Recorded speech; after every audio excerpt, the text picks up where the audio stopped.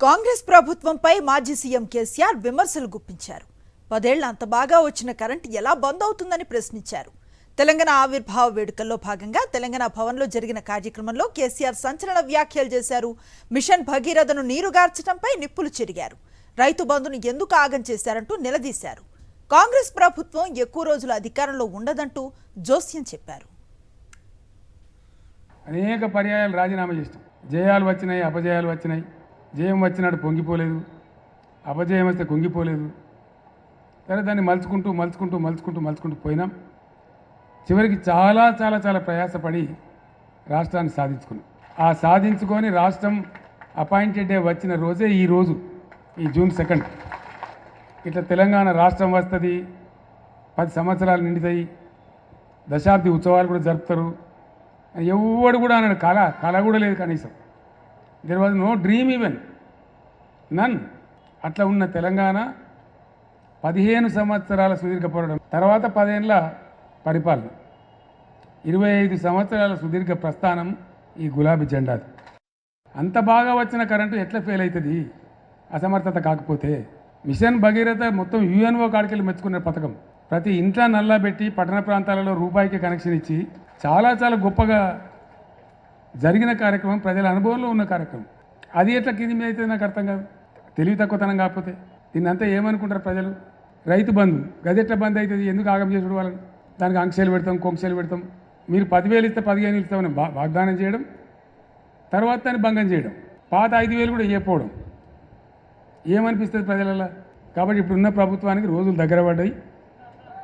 Guarantee మాట అన్నిట్లో విఫలమే. Current రాదు, రైతు బంధు రాదు, మంచినీళ్ళు రావు, సాగునీళ్ళు రావు, పెన్షన్లు ఎగ్గొడతారు.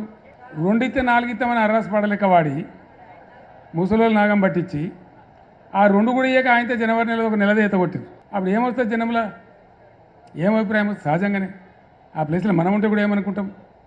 ఇంత దోకానా అనుకుంటాం, అంతే కదా. సో ఇవన్నీ పరంపరగా జరుగుతూ ఉన్నాయి.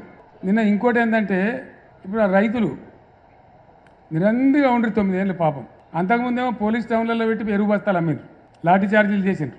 మనం వచ్చిన తర్వాత 60 కష్టం పడి ఆ బాధ తీసేసినాం. ఎప్పుడు పడితే అప్పుడు ఏ రైతు ఎప్పుడు పడితే అప్పుడు పోయి ఇష్టం నన్ను కొనుక్కోవచ్చు, పోవచ్చు. అసలు ఆ పరిశాన లేకుండే. మళ్ళీ ఇప్పుడు పాస్ పుస్తకాలు అవేంటి, ఆధార్ కార్డులు, మన కార్డులు అన్నీ చెప్పులు లైన్లో పెడుతుండ్రు. చెప్పులు లైన్లో పెడుతుండ్రు కాబట్టి మీరే పెట్టుతుంటారు. ఇత్తనాలు కుళ్ళ దొరికితే కూడా అడిపోతారు కానీ గిట్ట తరడన్నా.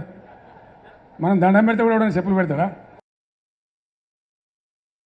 అయితే వాడోడు వీడోడు పాపం అవగాహన ఉన్నోడు లేనోడు బీఆర్ఎస్ కథమే చేస్తాం పోయి మోకాలంత ఎత్తులేనోడు కూడా మాట్లాడుతుంది.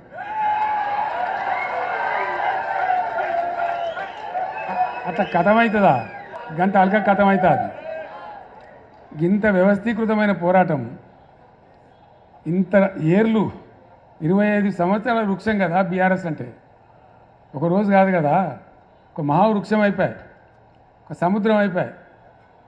అసెంబ్లీ ఎన్నికల మనం ఓడిపోయాం. సరే, కొంత నైరాశ్యం వస్తుంది కదా సహజంగానే. ఎక్కడ వాళ్ళు అక్కడ ఉన్నాం 4 రోజులు.